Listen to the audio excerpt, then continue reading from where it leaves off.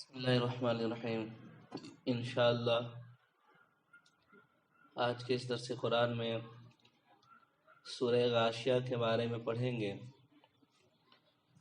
سورہ غاشیہ یہ سورہ مکی ہے، یعنی اس سورہ پاک کا نزول مکہ مکرمہ میں ہوا ہے، جیسا کہ حضرت عبداللہ ابن عباس رضی اللہ تعالی عنہ کی روایت ہے۔ وہ فرماتے ہیں کہ سورہ غاشیہ یہ مکہ مکرمہ میں نازل ہوا ہے۔ اس کے علاوہ میرے آقا صلی اللہ تعالی علیہ وسلم اس سورہ پاک کو جمعہ کی نماز میں پڑھا کرتے تھے، جیسا کہ حضرت نعمان بن بشر رضی اللہ تعالی عنہ بیان کرتے ہیں کہ رسول اللہ صلی اللہ تعالی علیہ وسلم جمعہ کی نماز میں سورۃ الجمعہ کے ساتھ سورۃ الغاشیہ بھی پڑھا کرتے تھے۔ آئیے اس سورہ پاک میں اللہ تبارک و تعالیٰ نے کئی مضمون کو بیان کیا ہے۔ ایک چلتے چلالتے اللہ تبارک و تعالیٰ نے اس سورہ پاک کے شروع میں قیامت کے بارے میں بتایا ہے۔ اس کے بعد قیامت کا وقوع کیسے کیسے لوگوں پر ہوگا اس کو دو طریقوں میں بانٹا گیا ہے، ایک مومنین اور ایک کفار و مشرکین۔ مومنوں کا انجام کیا ہوگا اور کافروں کا انجام کیا ہوگا، اس کو اللہ تبارک و تعالیٰ نے اس میں بیان کیا ہے قیامت کے بیان کرنے کے بعد۔ اس کے بعد میں نے آپ کو پہلے بتایا تھا کہ اللہ تبارک و تعالیٰ نے ہدایت کا بھی راستہ بتا دیا ہے اور گمراہیت کا بھی راستہ اللہ تبارک و تعالیٰ نے بتا دیا ہے۔ اب انسان کو اختیار کرنا ہے کہ وہ ہدایت کا راستہ اختیار کرتا ہے یا گمراہیت کا راستہ اختیار کرتا ہے۔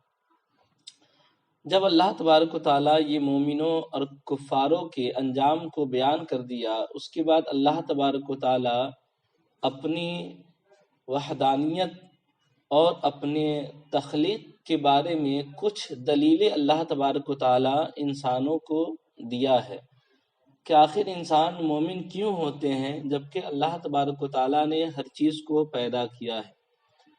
اس کے بعد اللہ تبارک و تعالیٰ اپنے محبوب صلی اللہ تعالیٰ علیہ وسلم کو نصیحت کرنے کے بارے میں ارشاد فرمایا ہے۔ یہ 4 طریقوں کا مضمون اس سورہ پاک میں موجود ہے، میں اس کی تفصیل انشاءاللہ کرنے جا رہا ہوں۔ اللہ تبارک و تعالیٰ اس سورہ میں ارشاد فرمایا هل اتاک حدیث الغاشیہ، یعنی یقیناً آپ کے پاس ڈھانپنے والی چیزوں کی بات آپ کے پاس آ گئی۔ یہاں اللہ تبارک و تعالیٰ نے لفظ حل کا استعمال کیا ہے۔ لفظ حل جو ہے یہ انگلش میں نیگیٹو ورڈ کہلاتا ہے، لیکن مفسرین کرام فرماتے ہیں کہ یہاں اللہ تبارک و تعالیٰ نے جو حل کا استعمال فرمایا ہے وہ نیگیٹو ورڈ کے لیے نہیں ہے بلکہ تاکید کے لیے ہے نا، اللہ تبارک و تعالیٰ نے ارشاد فرمایا ہے۔ اللہ تبارک و تعالیٰ نے یہاں جو فرمایا ہے حل کا لفظ، یہ حل نیگیٹو ورڈ یہاں پر نہیں ہے، وہ اگرچہ یہ حل نیگیٹو ورڈ عربی زبان میں ہے لیکن یہاں پر تحقیق کے معنی میں یعنی حل جو ہے یہ قد کے معنی میں یہاں پر موجود ہے، یعنی یقیناً آپ کے پاس مصیبت کی خبر چھا گئی ہے۔ یہاں پر غاشیہ سے مراد قیامت کا دن ہے نا، قیامت مراد ہے۔ قیامت اس کے مراد ہونے کی کئی وجہ ہے۔ وجہ یہ ہے، پہلی وجہ یہ ہے کہ غاشیہ کا معنی جو ہوتا ہے نا وہ ڈھانپنے والی چیز ہوتی ہے۔ جو لوگ عربی سے شغف رکھتے ہیں ان کو معلوم ہوگا کہ غاشیہ اس کا معنی ہوتا ہے ڈھانپنے والی چیز۔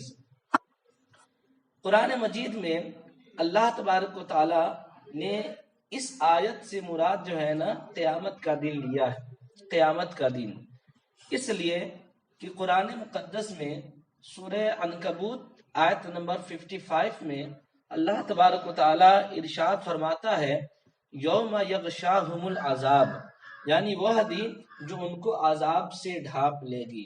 تو یہاں پر بھی دیکھیں، یہاں پر یغشا کا معنی ہے یعنی وہ دن جس کو عذاب ڈھانپ لے، تو یہ ڈھانپنے سے مراد یہاں پر کیا ہے؟ قیامت کا دن ہے، ایک وجہ۔ دوسری وجہ یہ ہے کہ قیامت کو غاشیہ اس لیے کہا گیا کہ جو چیز کسی دوسری چیز کو تمام طرف سے ڈھانپ لینا تو اس کو غاشیہ کہتے ہیں۔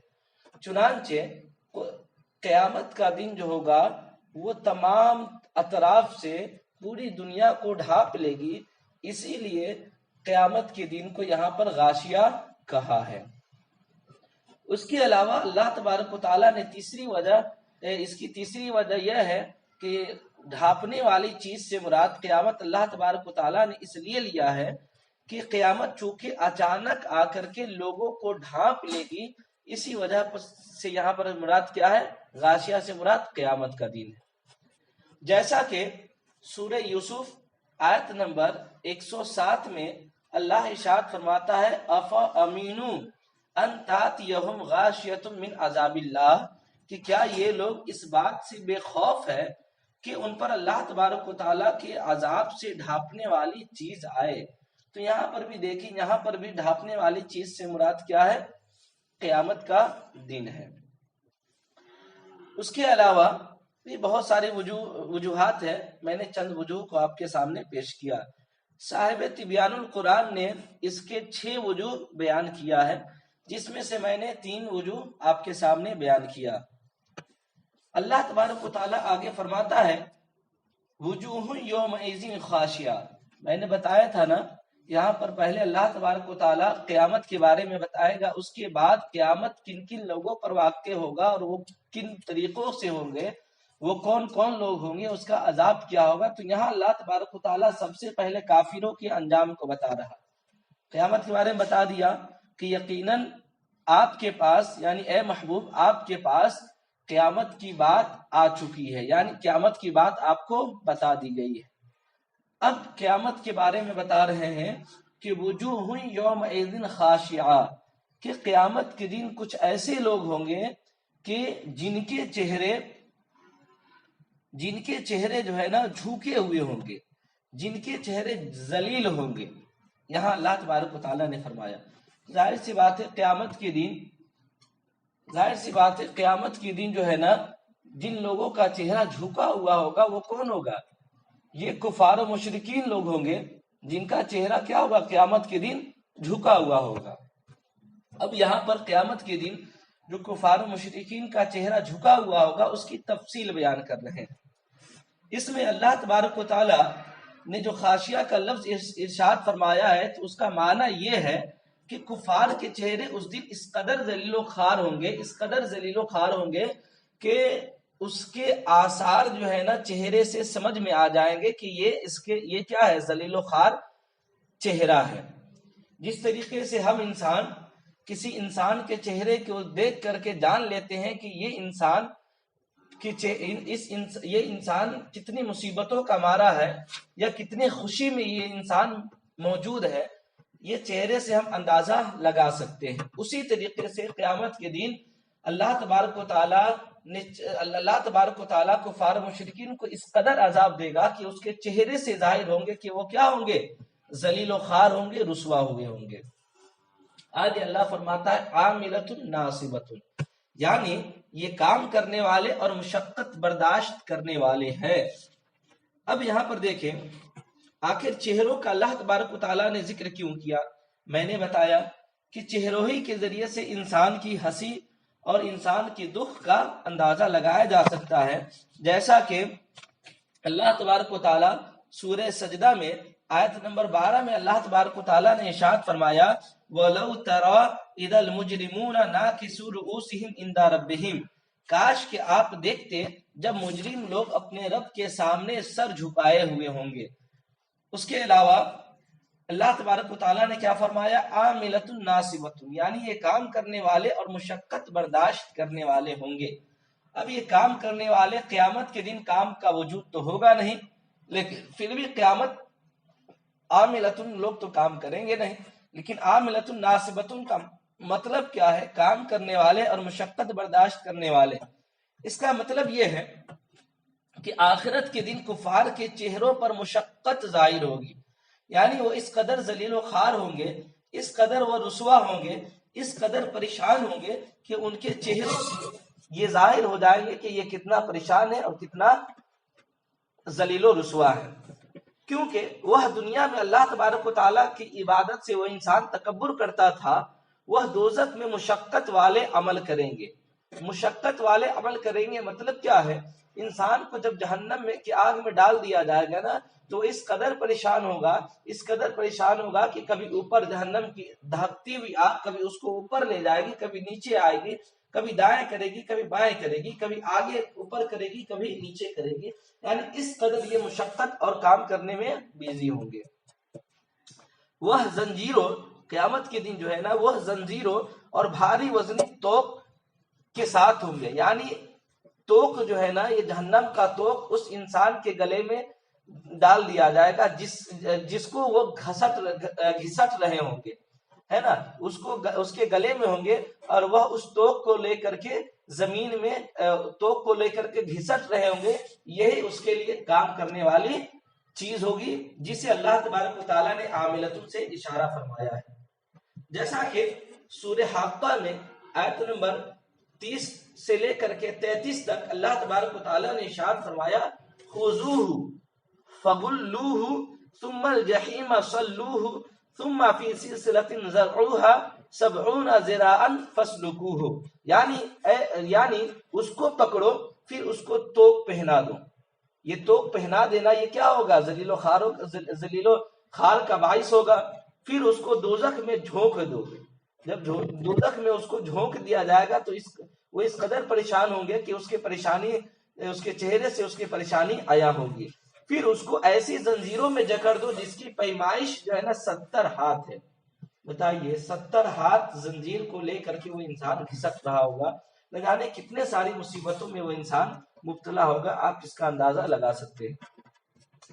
ان کی ثابت بیان قرآن فرماتے ہیں کہ ان کی مشقت والا عمل یہ ہوگا کہ وہ زنجیروں اور توق میں جکڑے ہوئے دوزخ کے شعلوں کی لپٹ سے کبھی اوپر اٹھیں گے، کبھی نیچے ہوں گے۔ دوزخ میں داخل ہونے سے پہلے وہ میدان حشر میں، یعنی دوزخ میں جانے سے پہلے میدان حشر میں وہ انسان 1000 سال تک، ہے نا، 1000 سال کے دن میں ننگے بھوکے پیاسے کھڑے ہوں گے، اور یہ جو ہے نا ان کو بہت ہی مشقت والا عمل ہوگا۔ یعنی جہنمی انسان جب جہنم میں جانے لگے گا تو اس سے پہلے 1 سال تک وہ ننگے بدن اور بھوکے پیاسے جہنم میں 1 سال تک کھڑے ہوگا، اور یہی جو ہے نا ان کا مشقت والا عمل ہوگا۔ یہ ثابت بیان القرآن نے فرمایا ہے۔ آگے اللہ تبارک و تعالیٰ فرماتا ہے تَصْلَى نَارًا حَامِيَةً، کہ وہ جو ہے نا بھڑکتی ہوئی آگ میں انہیں جھونک دیا جائے گا، بھڑکتی ہوئی آگ میں۔ اس آیت کا مطلب کیا ہے؟ حامیہ کا لفظی معنی جو ہوتا ہے نا وہ دھکتی ہوئی آگ، کھولتا ہوا آگ، ہے نا، جس میں جہنمیوں کو جھونک دیا جائے گا۔ ٹھیک ہے، چلیے آگے اللہ تبارک و تعالیٰ فرماتا ہے تسقى من عین آنیہ، یعنی انہیں کھولتے ہوئے چشموں سے پلایا جائے گا، کھولتا ہوا چشمہ سے پلایا جائے گا۔ آنیہ کا جو معنی ہوتا ہے نا یہ کھولتا ہوا، ابلتا ہوا معنی ہوتا ہے، یعنی کھولتے ہوئے چشمے سے اسے پلایا جائے گا۔ مفسرین کرام فرماتے ہیں کہ یہ پانی اس قدر گرم ہوگا، کون؟ آنیہ، یعنی کھولتا ہوا پانی، کھولتا ہوا چشمہ اس قدر گرم ہوگا کہ اگر اس کا ایک قطرہ بھی اگر پہاڑ پر گر جائے تو تمام پہاڑ پگھل جائیں گے۔ اللہ اکبر کبیرہ۔ اس کھولتے ہوئے پانی کو جہنمیوں کو کھولتے ہوئے پانی سے جہنمیوں کو پلایا جائے گا۔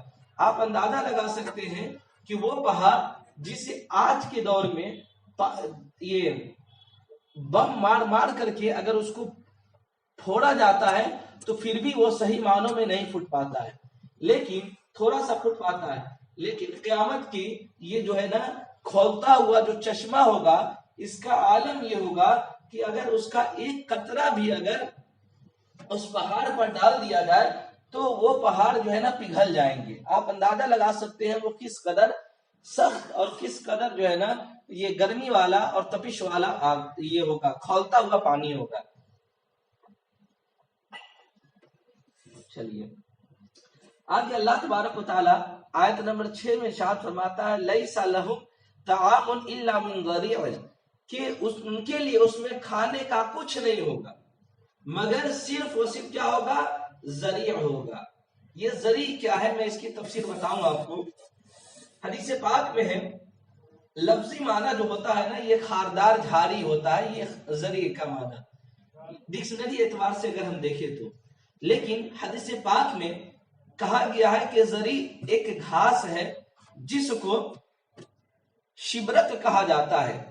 اہل حجاز ذریع جو ہے نا اس کو کہتے تھے جو سوکھی ہوئی گھاس ہوا کرتی تھی، اور یہ زہریلے گھاس ہوتی ہے، زہریلے گھاس اس کو ذریع کہا جاتا ہے. علامہ بدر الدین عینی فرماتے ہیں کہ عذاب کے جو ہے نا متعدد قسمیں ہوا کرتی ہے، اسی طریقے سے جن کو عذاب دیا جا رہا ہوگا نا وہ کئی طبقے میں بٹے ہوئے ہوں گے.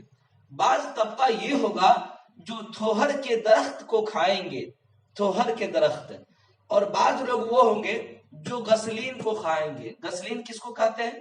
میں نے پچھلے تفسیر میں بتایا تھا غسلین جو ہے یہ جو ہے نا جہنمیوں کے پیپ ہوا کرتے ہیں. اور بعض جو ہے نا ذریع کو کھائیں گے، ذریع کو کھائیں گے. کچھ لوگوں نے ذریع کو کیا کہا؟ خاردار درخت کہا، کچھ لوگوں نے گھاس کہا، کچھ لوگوں نے زہریلا گھاس کہا. کچھ حضرت عبداللہ ابن عباس نے فرمایا کہ ذریع جو ہے نا یہ آگ کا درخت ہے. تو اب اس کا معنی کیا ہوگا کہ جہنمیوں کو نہیں کھانا دیا جائے گا مگر آگ کے درخت، مطلب آگ کے درخت سے اس جہنمیوں کو کھانا کھلایا جائے گا. آپ اندازہ لگا سکتے ہیں کہ جہنمیوں کو کس قدر مصیبت میں مصیبت پر مصیبت دی جائے گی. جس قدر میرا اگر ہاتھ کٹ جائے، ٹھیک ہے نا، اس ہاتھ پر اگر کوئی لا کر کے نمک کو مل دے تو بتائیے مصیبت میں کس قدر دوبالا ہوگا، کس قدر مصیبت اور سختی زیادہ ہو جائے گی. اسی طریقے سے یہ جہنمیوں کے عذاب جو ہے نا یکے بعد دیگرے بڑھتے رہیں گے. یہ نہیں کہ ایک عذاب اس طریقے کا دیا جائے گا بس، نہیں، بلکہ اس پر اور عذاب اس قدر دیا جائے گا کہ جو اس عذاب سے بڑا ہوگا. پھر اس عذاب سے بڑھ کر کے ایک ایسا عذاب دیا جائے گا جو اس عذاب سے کیا ہوگا؟ بڑھ کر کے ہوگا. چلیے یہ جو آیت نازل ہوئی یہ آیت ہے نا کفار و مشرکین کے بارے میں ہوئی، کیونکہ کفار قریش جو ہے نا کہتے تھے کہ ہمارے اونٹ جو ہے نا ذریع نام کا گھاس کھاتے ہیں، ذریع نام کا گھاس کھاتے ہیں اور خوب فربا ہو جاتے ہیں. اس کے رد میں یہ آیت اللہ تبارک و تعالیٰ نے نازل کیا اور کہا کہ ان کو جو ہے نا ذریع نامی ذریع سے کھانا کھلایا جائے گا، اور یہ ذریع ایسا ہوگا لا یسمن ولا یغنی من جوع. اللہ فرماتا ہے کہ یہ ذریع جو ہے نا جب یہ لوگ ذریع کو کھائیں گے تو یہ ذریع نہ فربا موٹا کرے گی اور نہ ہی جو اس کی بھوک کو مٹائے گی. یعنی ذریع کھانے سے انسان نہ موٹا ہوگا، جیسے کہ ہم اور آپ کھانا کھاتے تو کیا ہوتے ہیں؟ موٹا ہو جاتے ہیں، اور کیا ہوتا ہے؟ بھوک ہماری مٹ جاتی ہے نا. لیکن ذریع انسان کھائے گا تو یہ ذریع نہ اس کے بھوک کو مٹائے گی اور نہ ہی جو ہے نا اس کے کھانا جو ہے نا اس کا بدن میں لگے گا اور نہ ہی وہ اس سے موٹا ہوگا، ہے نا. چلیے آگے دیکھیں اللہ تبارک و تعالی. اب یہاں تک میں نے کیا بتایا؟ اللہ تبارک و تعالی قیامت کا ذکر کیا، حل حتیٰ حدیث الغاشیہ سے، اور اس کے بعد آیت نمبر 2 سے لے کر کے آیت نمبر 7 تک اللہ تبارک و تعالیٰ نے کفار و مشرکین کے بارے میں بتایا کہ کفار و مشرکین جو ہوں گے ان کے عذاب کس قدر ہوں گے. اب اللہ تبارک و تعالیٰ کا یہ اسلوب ہے کہ اللہ تبارک و تعالیٰ جہاں جہنمیوں کا تذکرہ کرتا ہے وہاں کیا جنتیوں کا بھی تذکرہ کرتا ہے. تو اب اللہ تبارک و تعالیٰ اب جنتیوں کے بارے میں بتا رہا ہے. جنتیوں کے بارے میں کیا ہے؟ اللہ تبارک و تعالیٰ فرماتا ہے وجوہ یومئذ ناعمہ، کہ اس دن کچھ ایسے چہرے ہوں گے جو چین میں ہوں گے. یعنی چہرے سے پتہ لگایا جا سکتا ہوگا کہ یہ انسان مصیبت میں نہیں ہے بلکہ امن میں ہے، چین میں ہے اور خوشی کے عالم میں ہے. اس دن ایسے کچھ لوگ ہوں گے، ہے نا. جیسے اللہ تبارک و تعالیٰ سورہ مطففین میں فرماتا ہے آیت نمبر 24 میں اللہ ارشاد فرماتا ہے تعریف فی وجوہہم نظرۃ النعیم، کہ تم ان کے چہروں میں نعمتوں کی تر و تازگی اور رونق کو پہچان لو گے، ہے نا. یعنی چہرے سے انسان کو پتہ لگایا جا سکتا ہوگا کہ یہ انسان کتنا خوش ہے، یہ انسان چین میں ہے، امن و سکون کے زندگی گزار رہا ہے. آگے دیکھیے اللہ فرماتا ہے یہ جو چہرے ہوں گے نا، جن چہروں سے پتہ لگایا جا سکتا ہوگا کہ یہ چہرہ کیا ہوگا، چین میں ہوگا، لسعیہا راضیہ، کہ یہ اپنی کوششوں پر راضی ہوں گے. یعنی یہ انسان جو اپنے نام اعمال جو دنیا میں جو کیا تھا نا، اس نام اعمال کا جو جزا بدلہ جو قیامت میں اس انسان کو ملے گا نا، تو اس جزا اور بدلے سے انسان کیا ہوگا، راضی ہوگا. ٹھیک ہے. اس کی تفسیر سن لیں. اس کی تفسیر دو ہے. ایک تو میں نے بتایا کہ انہوں نے دنیا میں جو نام اعمال کیے ہوں گے، ہے نا، اس پر ان کی حمد کی جائے گی، یعنی اس انسان کی تعریف کی جائے گی کہ یقیناً اس انسان نے اپنے وقت کو برباد نہیں کیا، بلکہ اللہ اور اس کے رسول کی اطاعت میں اس انسان نے اپنی زندگی کو گزارا. تعریف کی جائے گی کیونکہ انہی نیک اعمال کی وجہ سے ان کو آخرت میں اچھی جزا ملے گی. اور ان سے کہا جائے گا کہ تم نے کیا ہی اچھا عمل کیا ہے. جب ان کے نیک اعمال کی تعریف کی جائے گی تو ان کے چہرے خوشی سے پھول اٹھیں گے. اس کی دوسری تفسیر مفسرین کرام یہ فرماتے ہیں کہ جب وہ اپنے دنیا میں کیے ہوئے اعمال کے نتیجے میں بہت عظیم ثواب کو جو دیکھیں گے، یعنی بہت ہی عظیم، بہت ہی زیادہ اس کا بدلہ دیکھیں گے، تو وہ بہت خوش ہوں گے اور بہت راضی ہوں گے، ہے نا. اس عظیم ثواب کو دیکھ کر کے، اس عظیم ثواب کو لے کر کے لیں گے تو ان کے چہرے جو ہے نا خوشی کے مارے پھول اٹھیں گے. آگے دیکھیں اب ان کا جو جزا کیا ہوگا، یہ دیکھیں فی جنت عالیہ، کہ یہ چہرے جو چہرے خوشی کے عالم میں پھوٹ پڑے ہوں گے، جن چہروں سے خوشی کے آثار ظاہر ہو رہے ہوں گے، جن چہروں سے یہ اندازہ لگایا جا سکتا ہوگا کہ یہ چہرہ کیا ہے، خوش و خرم ہے نا، تو پھر کیا ہوگا، فی جنت عالیہ، وہ بلند جنت میں ہوگی. بلند جنت کا مطلب کیا ہے، اس کی کئی تفصیل ہے، کئی معنی ہو سکتے ہیں. ایک معنی یہ ہو سکتا ہے کہ وہ جنت مسافت میں بلند ہوگی، یعنی اس کی مسافت کیا ہوگی، بہت ہی زیادہ ہوگی، ہے نا. اور اس سے یہ بھی مراد ہو سکتا ہے کہ وہ جنت شرف و بزرگی اور مرتبہ میں کیا ہوگا، بلند و بالا ہوگا، کیونکہ جنت کے بعض درجات جو ہے نا بعض درجات سے اعلیٰ ہوتے ہیں. یعنی انسان جو جنت میں جائے گا، ایک وہ انسان اور ایک وہ انسان کیمرہ آف کر دیجئے، کیمرہ آف کر دیجئے مجیب بھائی، کیمرہ آف کر دیجئے. ایک وہ انسان ہوں گے، ہے نا، ایک وہ انسان ہوں گے جن کے چہرے جو ہے نا جن کے چہرے سے خوشی کے آثار نظر آئیں گے، اور ایک وہ انسان جو جنت میں جائے گا، ہے نا، جو کم عمل کیا ہوگا، اور ایک وہ انسان جو زیادہ کام کیا ہوگا، زیادہ نیک عمل کیا ہوگا. تو ظاہر سی بات ہے انسان جتنا کام کرتا ہے اتنا ہی نا اس کو پیسہ ملتا ہے. ظاہر سی بات ہے ہم اگر کم کام کرتے ہیں تو ہمیں لو کوالٹی کا آرائش دیا جائے گا، گھر دیا جائے گا، لیکن جو مینیجر آدمی ہوگا، جو اعلی طبقہ کا لوگ ہوگا، اس کو بہترین فیسلٹی کے ساتھ اس کو گھر دیا جائے گا. تو جنت کے بھی کئی طبقات ہیں، ٹھیک ہے نا. چلیے فی جنت العالیہ، وہ بلند جنت میں ہوں گے. ٹھیک ہے. عطا نے کہا کہ وہ درجوں کے درمیان اتنا، یعنی ایک درجہ اور دوسرے درجہ کے درمیان اتنا فاصلہ ہوگا جیسا کہ آسمان اور زمین کے درمیان جتنا فاصلہ ہے نا اتنا فاصلہ ہوگا. آگے اللہ فرماتا ہے نا، لا تسمع فیہا لاغیہ، کہ اس میں جو ہے نا وہ لغو بات نہیں سنیں گے، یعنی من گھڑت بات، غلط بات اس میں نہیں سنیں گے. لغو بات سے مراد کیا ہے، لغو بات سے مراد ہے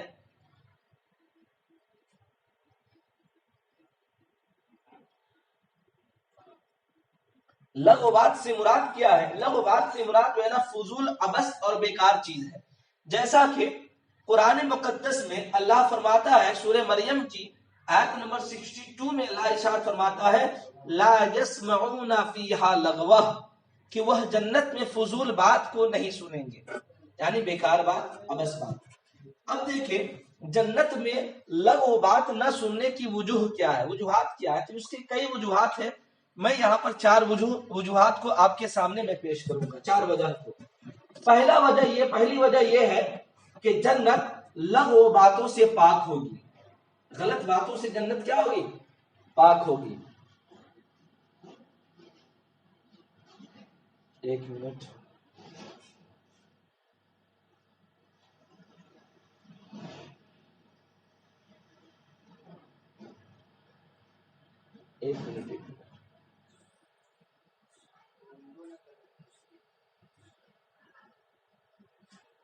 چلیے. لغو بات نہ سننے کی وجوہات کیا ہے؟ پہلی وجہ یہ ہے کہ جنت لغو باتوں سے پاک ہوا کرتی ہے، یعنی جنت میں لغو بات یعنی غلط بات، جھوٹ بات جنت میں نہیں ہوتا، کیونکہ جنتی گویا کہ اللہ تبارک و تعالیٰ کے قریب ہوا کرتے ہیں. اور جنتی انسان جو جنت کو نیکی اور حق سے حاصل کیا ہوتا ہے، نہ کہ لغو اور باطل چیزوں سے. جب جنتی انسان جنت کو حق اور نیک باتوں کی وجہ سے حاصل کیا ہوتا ہے تو اس میں لغو اور باطل بات، جھوٹ بات کہاں سے آئے گا، ہے نا؟ اسی طرح دنیا کی ہر وہ مجلس جو شریف اور معزز ہوا کرتی ہے وہ لغو باتوں سے کیا ہوتی ہے؟ پاک ہوتی ہے. جیسے کہ محفل میلاد النبی کو دیکھ لے، قرآن خوانی کو دیکھ لے، یہ سب کیا ہوتی ہے؟ لغو باتوں سے پاک ہوا کرتی ہے. اور جس مجلس میں لغو باتیں ہو نا وہ مجلس معزز اور شریف مجلس نہیں ہوتا ہے اور اس کا وقار گھٹا ہوا ہوتا ہے.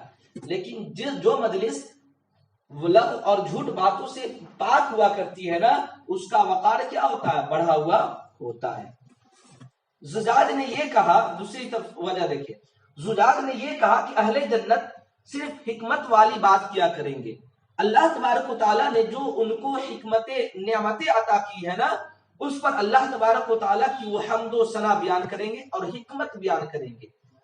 مقاتل نے یہ کہا، تیسری وجہ، مقاتل نے یہ کہا کس طرح دنیا میں لوگ شراب پی کر ہلڑ مچاتے ہیں، شراب پی کر کے نشہ میں آ جاتے ہیں، جنت کا ایسا معاملہ نہیں ہوگا، بلکہ وہ شراب پیئیں گے تو وہ چین و سکون میں رہیں گے، ان پر وہ ہلڑ نہیں مچائیں گے، وہ جو ہے نا نشے میں نہیں ہوں گے.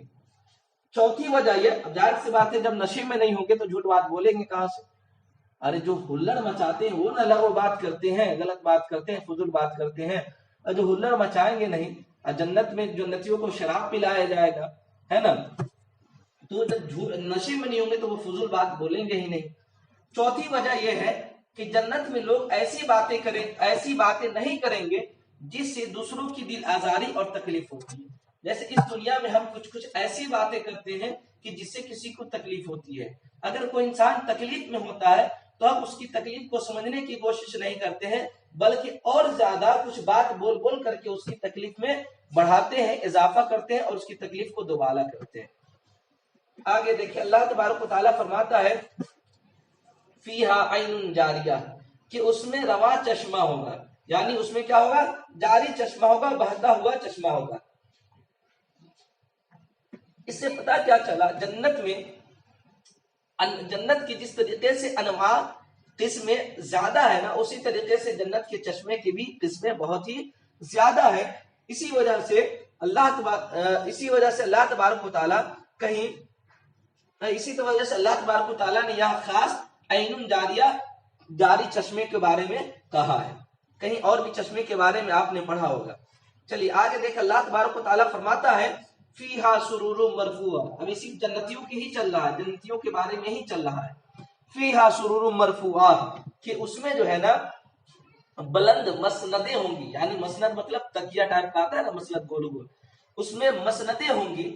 اور اکواب موضوعہ، اور ترتیب سے رکھے ہوئے جام ہوں گے. اب میں اس کی تفصیل بتاؤں. مسند سے مراد کیا ہے؟ یعنی جنتیوں کی مسندیں فضا میں بلند ہوں گی، کیونکہ جب مومن مسند پر بیٹھے گا تو اپنے رب کی عطا کی ہوئی تمام نعمتوں کو دیکھے گا.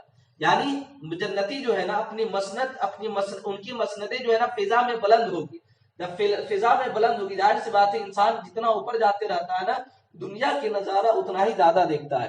لیکن کوئی انسان فرسٹ فلور پہ ہو تو دنیا کا اتنا نظارہ نہیں کر سکتا ہے، لیکن کوئی انسان فورتھ فلور پہ ہو، سکس فلور پہ ہو تو وہ انسان دنیا کا زیادہ نظارہ کرتا ہے. ٹھیک ہے نا. چلیے دیکھیں، حضرت عبداللہ ابن عباس نے فرمایا کہ جنتیوں کی جو مسندیں ہوا کریں گی نا، یہ مسندیں زمرد کی بنی ہوں گی، موتی لگے ہوں گے اور یاقوت سے مزین کیے ہوں گے جنتیوں کی مسندیں. اور آسمانوں میں یہ جنتیوں کے جو مسند ہوگی آسمان میں کیا ہوں گے؟ بلند ہوا کریں گے. ٹھیک ہے. اچھا، یہ فی اقواب موضوعہ جو ہے ترتیب سے رکھے ہوئے جام سے مراد کیا ہے؟ اس سے مراد یہ ہے کہ ان چشموں کے کنارے، یعنی فی عین آنیہ فیہا عین جاریہ ہے نا، بہتے ہوئے چشمے، اس بہتے ہوئے چشمے کے کنارے کنارے جو ہے نا جام رکھے ہوئے ہوں گے، ہے نا، گلاس رکھے ہوئے ہوں گے، ہے نا، لائن سے رکھے ہوں گے، ایک گلاس یہاں، ایک گلاس یہاں، ایک گلاس وہاں، یعنی لائن سے قطار در قطار کیا ہوں گے؟ یہ گلاس رکھے ہوئے ہوں گے. جب کوئی شخص چشمہ سے پانی پینا چاہے گا تو گلاس بھر کر کے پی لے گا. اس گلاس کو اٹھائے گا اور گلاس کو اٹھانے کے بعد اس میں سے پانی نکالے گا، نکال کر کے پھر پی لے گا.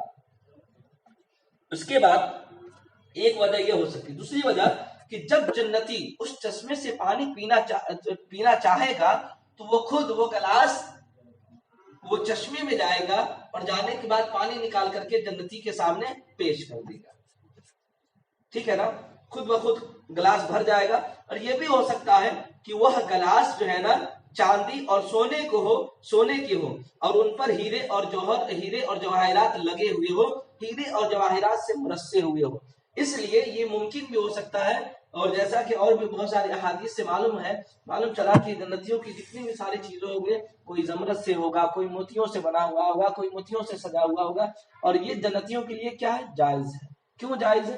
اس لیے کہ سونا حرام یا ہیرے جواہرات جو حرام مردوں کے لیے ہے وہ دنیا میں ہے، جنت میں نہیں. جب تلک دنیا ہے، جب تک کے حکم ہے نا. یہی اسی وجہ سے تو دنیا کیا ہے؟ دارالاعمال ہے، اور دارالجزا کیا ہے؟ آخرت ہے. اس میں انسان عمل کرے گا تو وہاں جا کر کے اس کا رزلٹ پائے گا. چلیے دیکھیں آگے، دیکھیں اللہ کیا فرماتا ہے. وَنَمَارِقُ مَصْفُوفَةٌ، اور بہترین فرش بچھے ہوئے ہوں گے. بہترین فرش یعنی آج دیکھیں دنیا میں، آج کسی کے گھر چلے جائیے تو کس قدر موٹے موٹے گدے لگے ہوئے ہوتے ہیں، کس قدر بہترین فرش بچھے ہوتے ہیں اور اس پر گدے ہوتے ہیں. لیکن اللہ فرماتا ہے کہ جنتیوں کے لیے وہ نمارق مصفوفہ ہے نا، برابر بیچھے ہوئے قالین ہوں گے. بیچھے ہوئے، اصل میں یہ نمارق کا مطلب کیا ہوتا ہے؟ بہترین گدا ہے نا، تکیہ، گدا، بڑا تکیہ، گدا مراد ہوتا ہے، قالین مراد ہے یہاں پر، ہے نا. اس کے بعد اللہ کیا فرماتا ہے؟ یعنی اس قدر جنتیوں کے آشائش کے لیے، رہنے کے لیے چیزیں میسر ہوگی.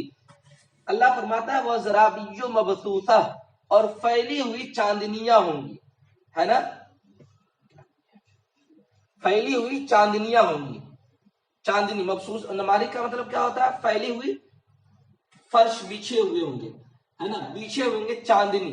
یہاں پر کئی معنی ہے. اصل میں جو ہے نا زرابی کا جو معنی ہوتا ہے نا وہ فرش ہوتا ہے نا، اور نمارق کا جو معنی ہوتا ہے نا وہ تکیہ ہوتا ہے اور گدا ہوتا ہے. تو یہاں پر نمارق کا مطلب یہ ہے کہ وہ برابر بچھے ہوئے، وہ نمارق مصفوفہ کا مطلب یہ ہوگا کہ وہ برابر بچھے ہوئے قالین ہوں گے. وہ زرابی مبثوثہ، اور پھیلی ہوئی چاندنیاں ہوں گی. یہاں پھیلی ہوئی چاندنیاں سے مراد کیا ہے؟ یہ بہترین فرش ہوں گے. ٹھیک ہے نا. چلیے آگے دیکھیں. اب یہاں پر اللہ تبارک و تعالیٰ ارشاد فرماتا افلا ينظرون الى الابل كيف خلقت. میں نے آپ کو بتایا تھا نا، اللہ تبارک و تعالیٰ حل اتاک حدیث الغاشیہ سے قیامت کے بارے میں بتایا، اس کے بعد جنتیوں کے بارے میں بتایا، اور اس کے بعد جنتیوں کے اس میں رکھنا، پھر جنتیوں کے کتنے جہنمیوں کے کا انجام کیا ہوگا، وہ کس قدر مصیبت میں مبتلا ہوں گے، وہ کس قدر پریشان ہوں گے، ان تمام چیزوں کو بتایا گیا. پھر اس کے بعد جنتیوں کے بارے میں بتایا گیا کہ جنتی کس حال میں ہوں گے. اس کے بعد یہ بتایا گیا کہ جنتیوں کو کس طریقے سے ان کے رہنے سہنے کے جو ہے نا آشائش دیے جائیں گے. اب یہاں پر اللہ تبارک و تعالیٰ جب ہدایت، اور میں نے بتایا تھا نا اللہ تبارک و تعالیٰ ہدایت اور گمراہیت یہ دونوں کا راستہ اللہ تبارک و تعالیٰ نے مسلمانوں کو بتا دیا، انسانوں کو بتا دیا. اب انسان چاہے تو ہدایت کا راستہ اختیار کر کے اللہ کو راضی کرے، اب چاہے مسلمان تو گمراہیت کا راستہ اختیار کر کے جہنم کو خرید لے. ٹھیک ہے، چلیے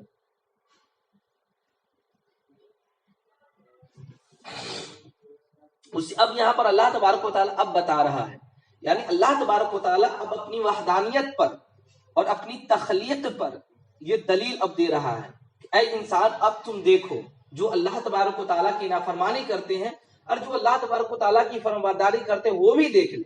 افلا ينظرون الى الابل كيف خلقت، کہ تو کیا اونٹ کو تم نہیں دیکھتے کہ اللہ تبارک و تعالیٰ نے اونٹ کو کیسے پیدا کیا ہے. اس کے بعد اللہ تبارک و تعالیٰ نے اچھا یہاں پر آخر اونٹ کو تمام جانوروں میں تمام مخلوقوں میں اونٹ کا تذکرہ اللہ تبارک و تعالیٰ نے کیوں کیا. ایک وجہ ہو سکتی ہے، اعتراض ہو سکتا ہے کہ اللہ تبارک و تعالیٰ نے آخر یہ صرف اونٹ کو کیوں خاص کیا، جانور کو بھی خاص، بندر کو بھی خاص کر لیتے تھے، شیر کو بھی خاص کر لیتے، گیت کو بھی خاص کر لیتے، انسان کو خاص کر لیتا اللہ تبارک و تعالیٰ. آخر یہ جانور میں سے صرف اور صرف اونٹ کو اللہ تبارک و تعالیٰ نے کیوں خاص کیا، جبکہ اللہ تبارک و تعالیٰ اپنی وحدانیت کی گواہی دے رہا ہے، اپنی تخلیق کی گواہی دے رہا ہے، تخلیق پر دلیل پیش کر رہا ہے، اپنی وحدانیت پر دلیل پیش کر رہا ہے. اس میں انسان جیسے اشرف المخلوقات کو کیوں چھوڑا گیا؟ تو اس کی وجہ یہ ہے کہ دیکھیے انسان ہی کو تو سمجھانے کے لیے کیا جا رہا ہے نا، تو انسان اس سے کیا ہو جائیں گے، سائڈ ہو جائیں گے. اب جانوروں کی بات آئی، اب جانوروں میں سے اونٹ کو خاص کیوں کیا؟ تو اس کی وجہ یہ ہے کہ دیکھیے ہے نا،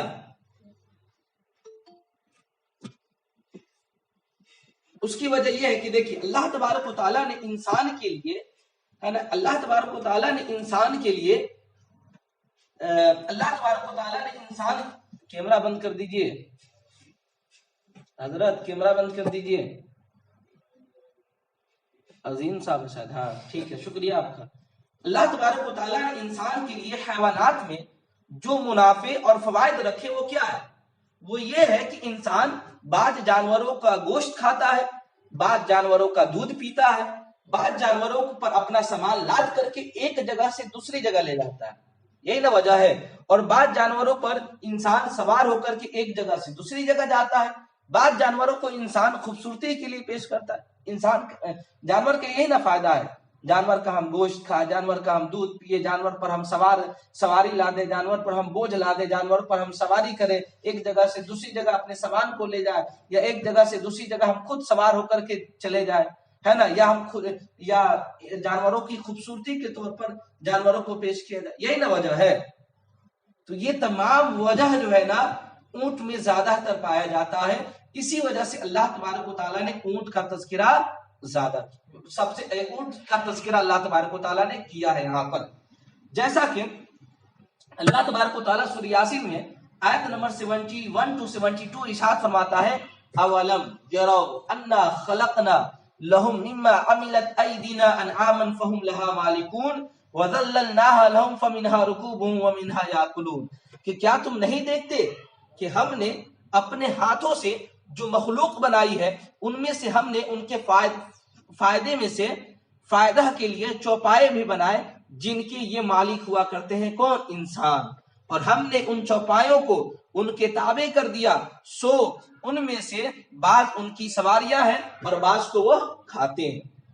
اور دیکھیے اور اس کی تفصیل اگر دیکھنا چاہے تو سورہ نحل آیت نمبر 5 سے لے کر کے 8 تک آپ جا کر کے دیکھ لیں. اللہ فرماتا ہے، میں قرآن شریف کی آیت نہیں پڑھوں گا، صرف ترجمہ میں پڑھ دے رہا ہوں.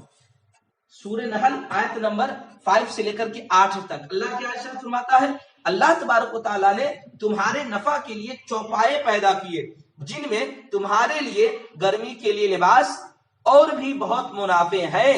بعض چوپائے تمہارے کھانے کے کام آتے ہیں اور ان چوپایوں میں تمہارے لیے حسن و جمال بھی ہے. جب تم شام کو چرا کر کے لاؤ اور جب صبح کو چرانے لے جاؤ اور وہ تمہارا سامان ان شہروں تک اٹھا کر کے لے جاتے ہیں جہاں تم بغیر مشقت برداشت کیے ہوئے خود نہیں جا سکتے۔ بے شک تمہارا رب بہت شفیق اور نہایت مہربان ہے، اور اس نے گھوڑوں کو اور کھچروں کو اور گدھوں کو پیدا کیا تاکہ تم ان پر سوار ہو اور وہ باعث زینت ہو، اور ان چیزوں کو پیدا کیا جن کو تم نہیں جانتے ہو۔ اب دیکھیں اس آیت میں اللہ تبارک و تعالیٰ نے جانوروں کے تمام منافع کو بیان کر دیا نا، یعنی انسان جانوروں سے دودھ حاصل کرتا ہے، جانوروں کو کھاتا ہے، جانوروں پر سامان لاتا ہے، جانوروں سے سواری کرتا ہے، جانوروں کو خوبصورتی کے لیے پیش کرتا ہے۔ یہ تمام وجوہات، یہ تمام چیزوں کو اللہ تبارک و تعالیٰ نے اس قرآن مقدس میں سورہ نحل اور سورہ یاسین میں اللہ نے بتا دیا ہے۔ یہ تمام فوائد جو بتائے گئے ہیں، ان فوائد میں اونٹ کے اندر باقی تمام جانوروں کی بنسبت زیادہ منافع پائے جاتے ہیں، اسی وجہ سے اللہ تبارک و تعالیٰ نے اونٹ کا تذکرہ کیا ہے۔ کیوں؟ اس لیے کہ اگر حلال جانوروں کے گوشت کھانے کا اگر فائدہ ہم دیکھیں تو اونٹ جو ہے نا، اونٹ کا گوشت یہ تمام حلال جانوروں کے گوشت سے زیادہ کیا ہے؟ اونٹ میں فائدہ مند ہے۔ اسی طریقے سے اگر جانوروں کے دودھ کی بات کریں تو جانوروں کی دودھ میں، جانوروں جتنے بھی جانور ہیں ان کے دودھ میں سے اونٹ کے دودھ ایسے ہوتے ہیں جو تمام، اونٹ کا دودھ جو ہے نا ایسا ہوتا ہے جو تمام جانوروں کے دودھ میں سے کیا ہوتا ہے؟ سب سے بہتر اور منافع بخش ہوا کرتا ہے نا۔ اگر سواری کی بات کرے تو سواری بھی اونٹ جو ہے نا ریگستان علاقے میں چلے جائے ہے نا تو زیادہ تر جو ہے نا، زیادہ تر کیا اونٹھی سے سواری کی جاتی ہے، اونٹوں ہی پر سواری سامان کو لاد کر کے ایک جگہ سے دوسری جگہ لے جایا جاتا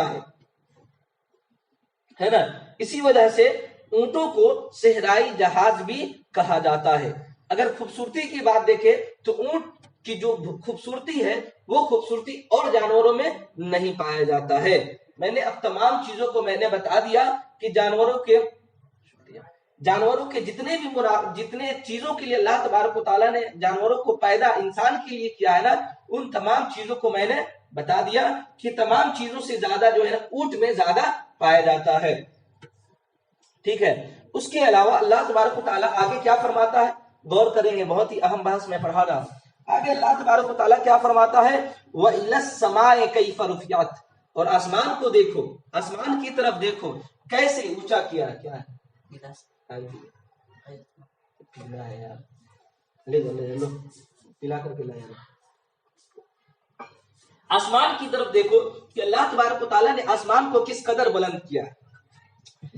جب آسمان پر آپ غور کریں گے تو اللہ تبارک و تعالیٰ کی وحدانیت کا آپ کو اقرار کرنے پر آپ مجبور ہو جائیں گے، اس لیے کہ اللہ تبارک و تعالیٰ نے آسمان کو جو پیدا کیا ہے نا، اب اس کی تخلیق پر آپ غور کریں گے نا تو آپ کو معلوم چلے گا کہ اللہ تبارک و تعالیٰ نے آسمان کو پیدا کیا لیکن اس میں کیا ستون نہیں رکھا۔ اللہ تبارک و تعالیٰ نے آسمان کو پیدا کیا لیکن اس میں کہیں بھی ٹیڑھا پن نہیں رکھا۔ اللہ تبارک و تعالیٰ نے آسمان پر پیدا کیا، آسمان کو بنایا لیکن کہیں بھی پیلر نہیں ہے۔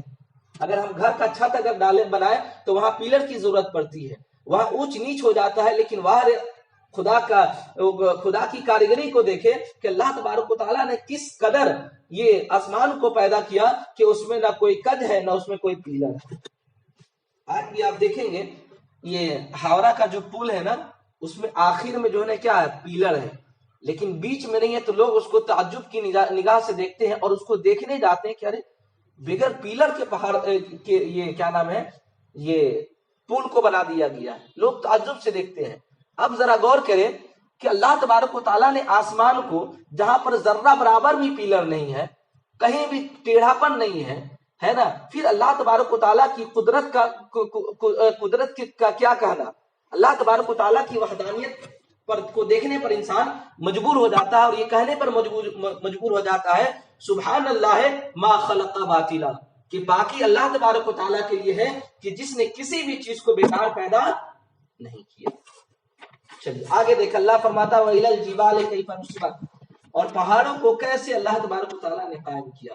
وہ پہاڑ جس کو کروڑوں آدمی ملا کر کے ہلانا چاہے تو ہلا نہیں سکتا، وہ پہاڑ جس کی انتہا زمین کے ساتوں تہ کے نیچے تک ہے، جس تہ تک پہنچنے کے لیے پہنچنا انسان کے لیے بہت ہی مشکل امر ہوا کرتا ہے۔ یہ زمین پر اللہ تبارک و تعالیٰ نے پہاڑ کو جو قائم کیا وہ پہاڑ ہلتا نہیں، وہ پہاڑ پر کروڑوں آدمی ملا کر کے ہلانا چاہے تو وہ ہلا نہیں سکتا ہے۔ اور اتنا ہی نہیں بلکہ ان میں سونے کے ذخیرے بھی موجود ہوا کرتے ہیں، چاندی کے بھی ذخیرے موجود ہوا کرتے ہیں، لوہا موجود ہوتے ہیں، تانبا موجود ہوتے ہیں، ہیرے جواہرات ہر چیز موجود ہوا کرتے ہیں۔ اللہ کی قدرت کو دیکھیں۔ آگے اللہ کیا فرماتا ہے وَإِلَى الْأَرْضِ كَيْفَ سُطِحَتْ، اور زمین کو دیکھیں کہ اللہ تبارک و تعالیٰ نے زمین کو کیسے بچھایا ہے، زمین کو اللہ تبارک و تعالیٰ نے کیسے بچھایا ہے، اس کو غور کریں۔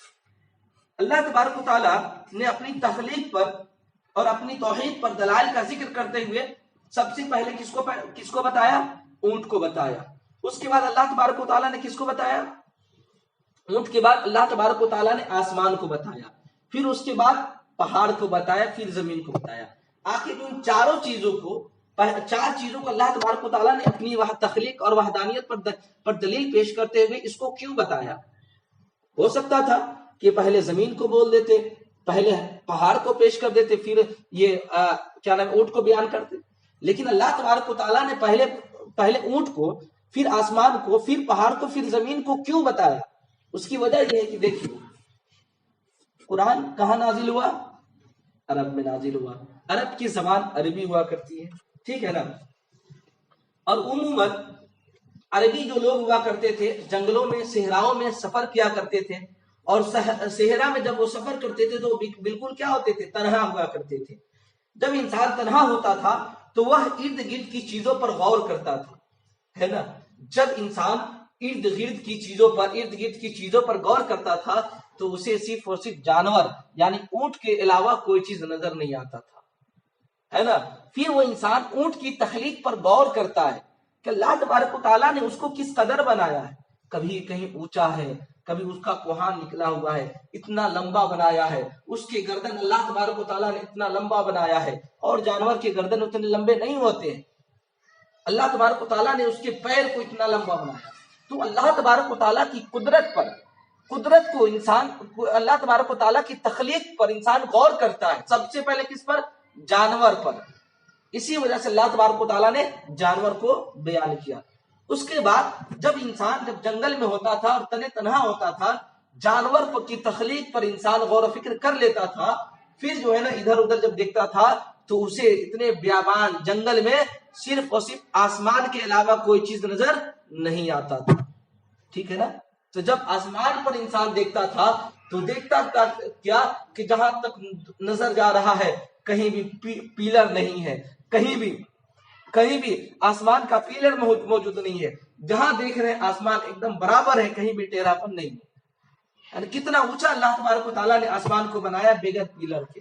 تو انسان جنگل میں جب تنہا ہوتا تھا تو جانوروں پر غور کرتا تھا، پھر آسمان کی طرف نظر اٹھا کر کے آسمان کی تخلیق پر، آسمان کی بناوٹ پر غور کرتا تھا، اور یہ کہنے پر مجبور ہو جاتا تھا ما خلق اللہ سبحان اللہ ما خلق اللہ باطلا، کہ پاکی اللہ کے لیے ہے جس نے کسی بھی چیز کو بیکار پیدا نہیں کیا۔ اب یہ دو چیز ہو گیا۔ پھر جب انسان جانور اور آسمان کی تخلیق میں جب انسان غور کر لیتا تھا تو جب پھر نظر دوڑاتا تھا تو اسے اس جنگل بیابان میں پہاڑ کے علاوہ کوئی چیز نظر نہیں آتا تھا۔ اسی وجہ سے تیسرے نمبر پہ اللہ تبارک و تعالیٰ نے پہاڑ کو ذکر کیا ہے۔ انسان پہاڑ کی تخلیق میں غور کرتا تھا کہ اللہ تبارک و تعالیٰ نے کس طریقے سے پہاڑ کو پیدا کیا ہے جو ہلانے سے نہیں ہلتا۔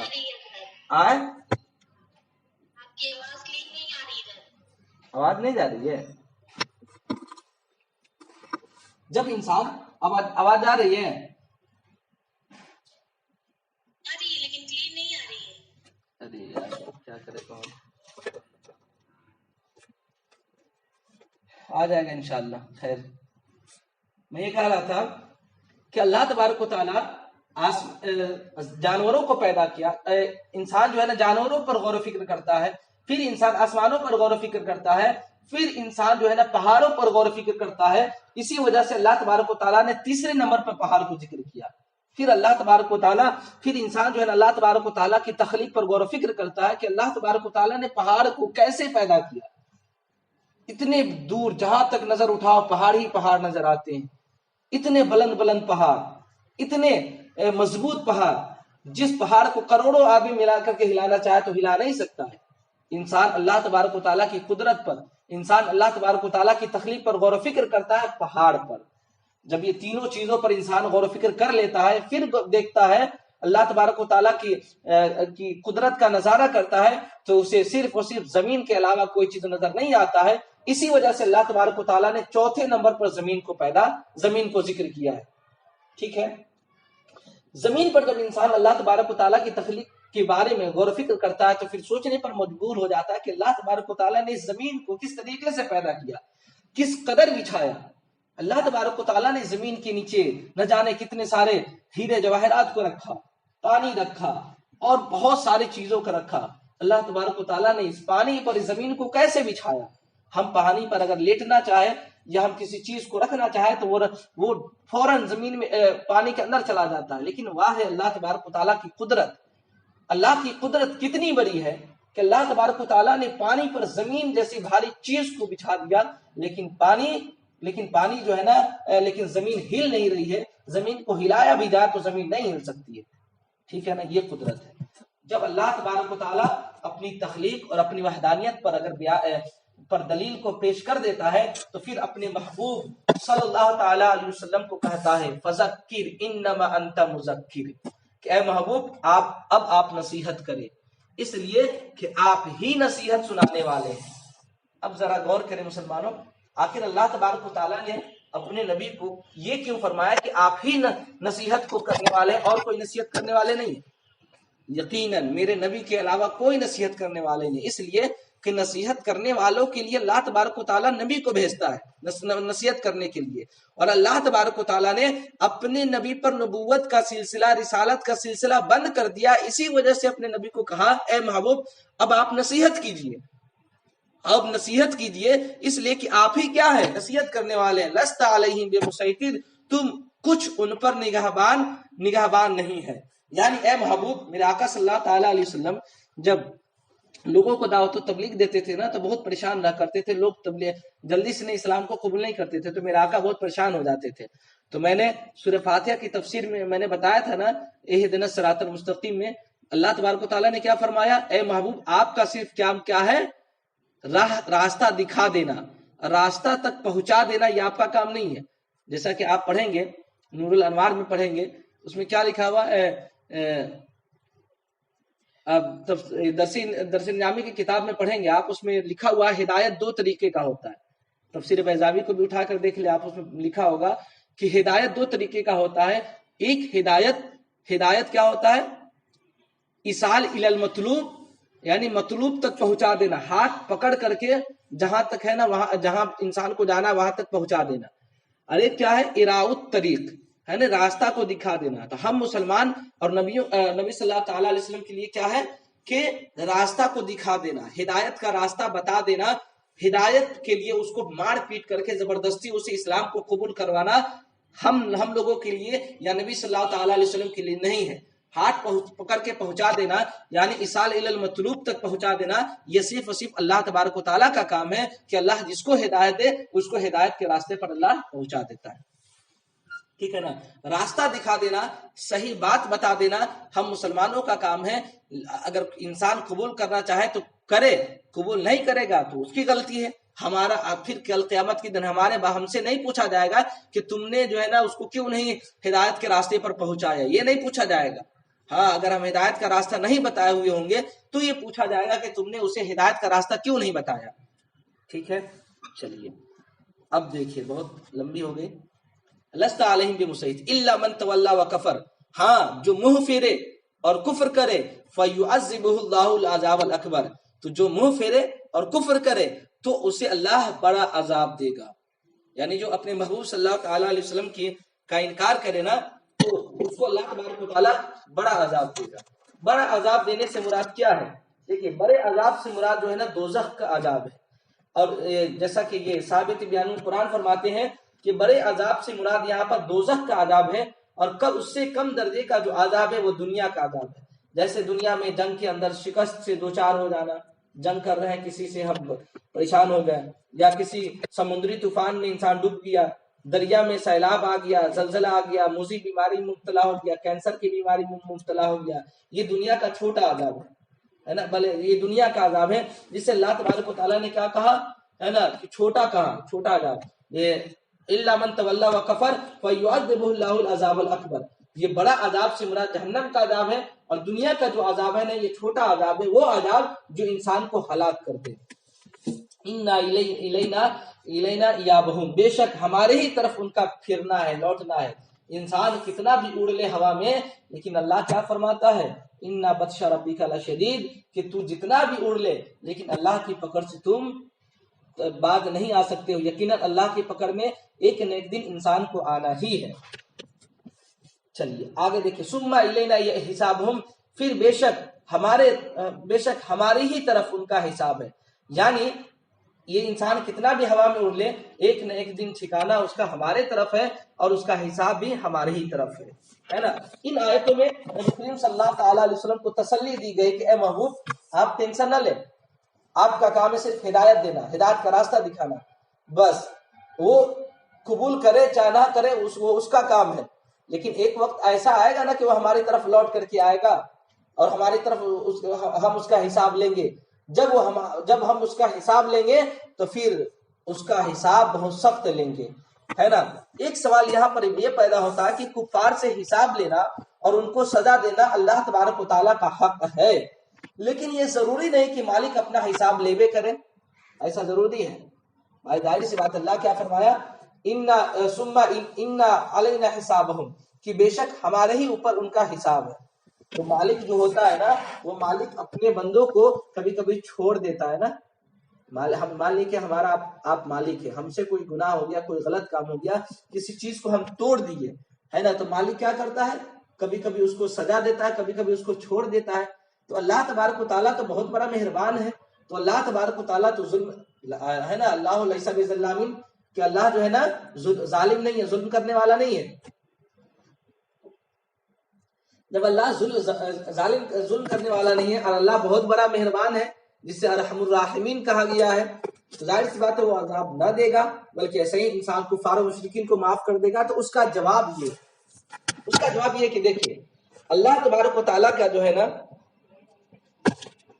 اللہ تبارک و تعالیٰ کا جو عذاب دینا ہے اور حساب میں نرمی نہ برتنا ہے، اسے عذاب کا مزہ دینا ہے، یا اللہ تبارک و تعالیٰ کا جو ہے نا لوگوں کو معاف کرنے کی اگر بات ہوئی نا، یعنی انسان کو معاف کر دینے کی بات ہوئی، تو اللہ تبارک و تعالیٰ کا معافی انہی لوگوں کے لیے ہے جو لوگ اللہ تبارک و تعالیٰ اور اس کی وحدانیت پر ایمان لاتے ہیں، اس کی وحدانیت کا اقرار کرتے ہیں، انہی لوگوں کے لیے اللہ تبارک و تعالیٰ کی بخشش اور معافی ہے نا، ان لوگوں کے لیے نہیں جو اللہ کے ساتھ کفر کرے، ان لوگوں کے لیے اللہ کی معافی نہیں ہے، اللہ کا رحم نہیں ہے جو اللہ تبارک و تعالیٰ کے ساتھ شرک کرے۔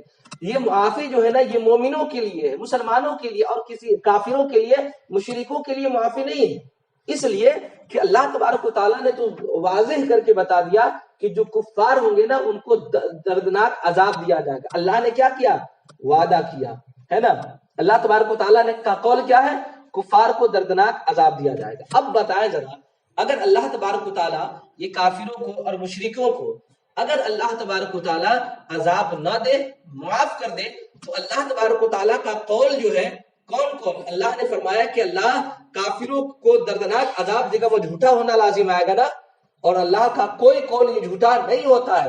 اسی وجہ سے اللہ کی معافی یہ مومنوں کے لیے ہوا کرتی ہے، یہ کافروں کے لیے اور مشرکوں کے لیے اللہ کی معافی نہیں ہے۔ اور اس میں حکمت بھی ہے، حکمت یہ ہے کہ اللہ تبارک و تعالیٰ اپنے نبی کریم صلی اللہ تعالیٰ علیہ وسلم سے جو کفار مشرکین کے بارے میں اللہ کے نبی صلی اللہ تعالیٰ علیہ وسلم جب کفار مشرکین کو دعوت و تبلیغ دیتے ہیں تو وہ کیا کرتے ہیں، اللہ اپنے نبی کے قول کا انکار کر دیتے ہیں، ہے نا، تو وہاں اپنے نبی کو جھٹلاتے ہیں۔